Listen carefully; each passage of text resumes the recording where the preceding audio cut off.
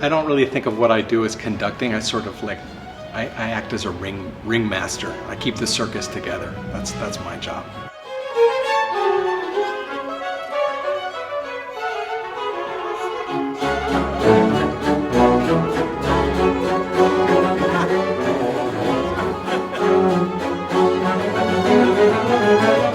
A razor-sharp wit and razor-sharp musician, but still sensitive, and that's just such a nice combination. He's very calm, he's very cool, he's very steady, but at the same time, he's like deeply musical. I think Hank was one of the first coaches that allowed me to forget I was in school. It was just all about the music, the relationship between artists. Because I forgot I was a student, I ended up learning much more.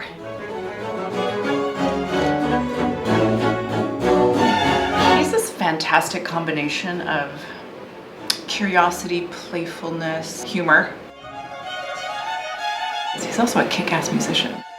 Every production I've done with Hank Knox has been my favorite production. I hate to say it, but it's true.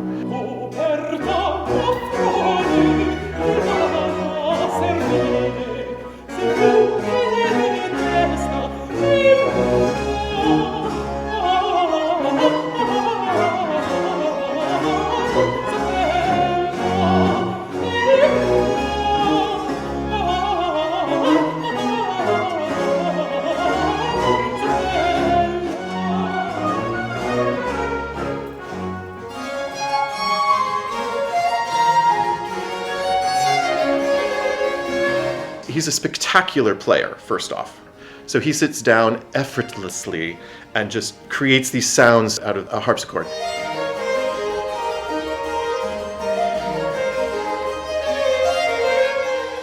One of the things that he often says as a teacher is he'll say, just whip it off, just do it, or just throw your hand at it. He says stuff like that to kind of get people out of their overly careful ways.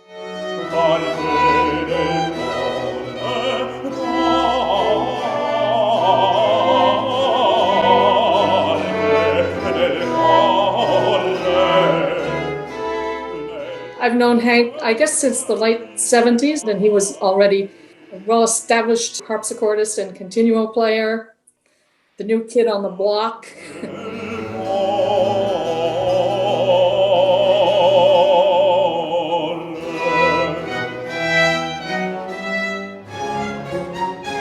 And as I like to tell the singers, it's kind of like comic book music because all of the characters are drawn in very bright primary colors with great big dark outlines. And so everything they do has to be super exaggerated. It's wonderful.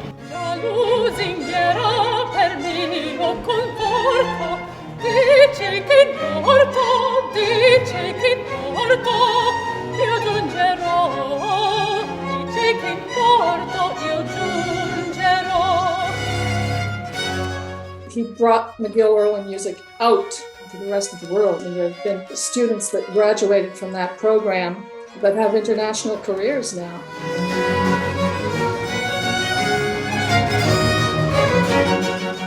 He really grew the department into what it is now, with a Baroque orchestra and a full program of early music ensembles and the Baroque opera, and made it into one of the most important places to study early music in North America. When I want to do something like drop bombs into the middle of, a show like Venus and Adonis, I'm like, there'll be big sound effects here and there'll be gunshots and there's warfare, and he was like all for it.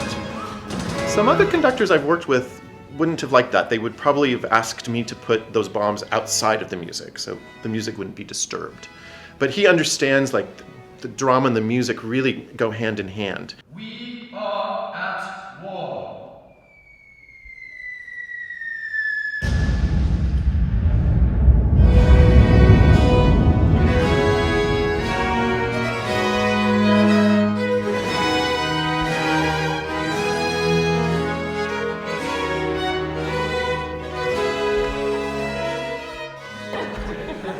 Can we go back to the beginning of In These Sweet Groves? Is that all right?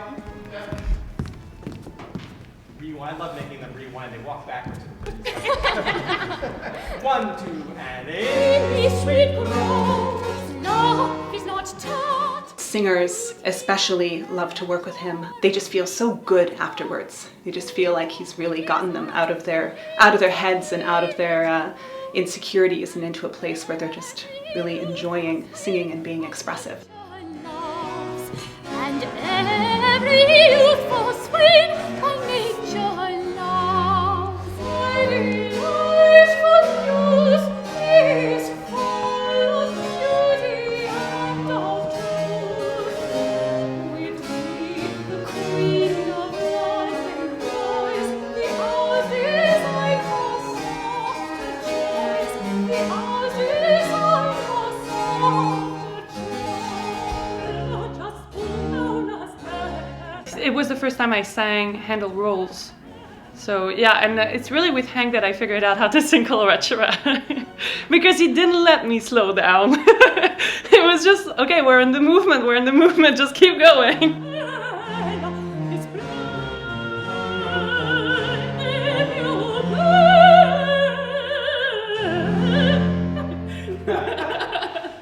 right, so there'll be a few of these. Let's figure out what you're doing there.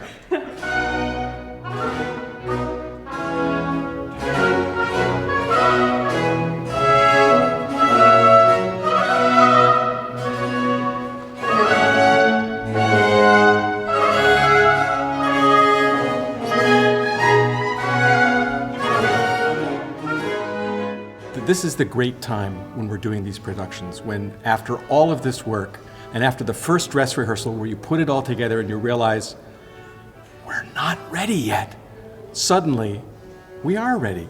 Everything is actually going to be quite beautiful, and the run last night went super well. So I'm very happy with where we are today. Or second.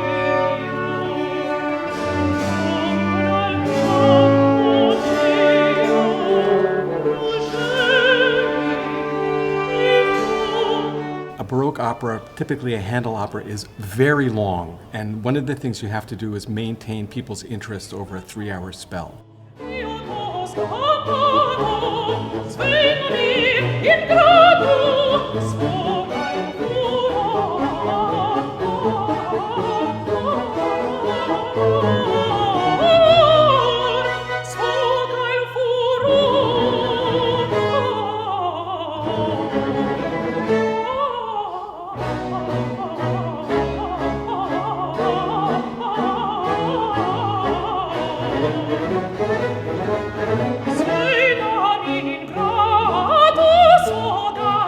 So the trick when you're directing something like this is as soon as the next aria starts, you have to figure out right away what's its character, what is it trying to say, and how do I make that as clear as possible to the people in the room and the people sitting over there in the violin section and the bassoonist who's way back there and the singer who's over there. How do I get all of those people to make that absolutely clear? And you have to keep your concentration up for 3 hours. It takes a lot of energy, but it's really invigorating when it goes well.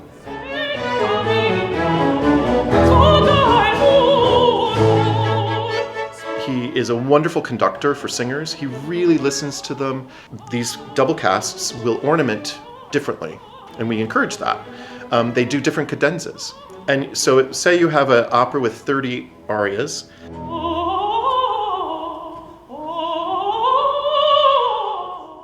And it's double cast, that's 60 different arias, really.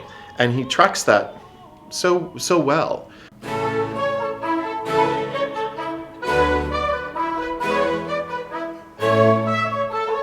There's a kind of energy and enthusiasm with Hank that is amazing and passes on to his students as well, of course. He always raises the bar just a little bit higher every time.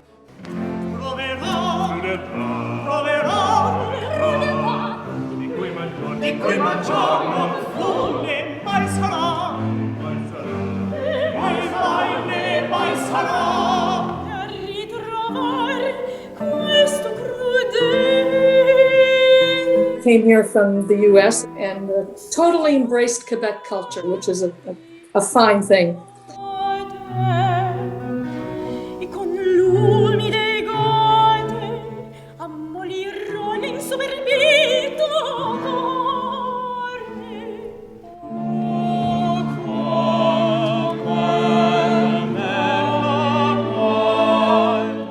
wonderful pedagogue. I'm in a room with someone who loves this music and who loves being in the room making music. I hope he just has time to do all of his own projects and enjoy life and continue being a great musician and a great person.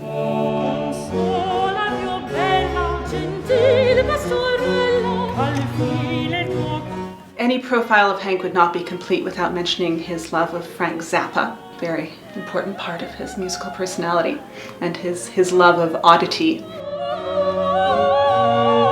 He's an adventurous person, not just in music. I mean, who else would play an entire recital of Scarlatti sonatas? It's like climbing Everest.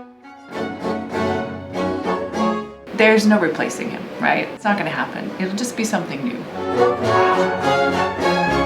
We say that about everyone, but it's kind of extra true about Hank.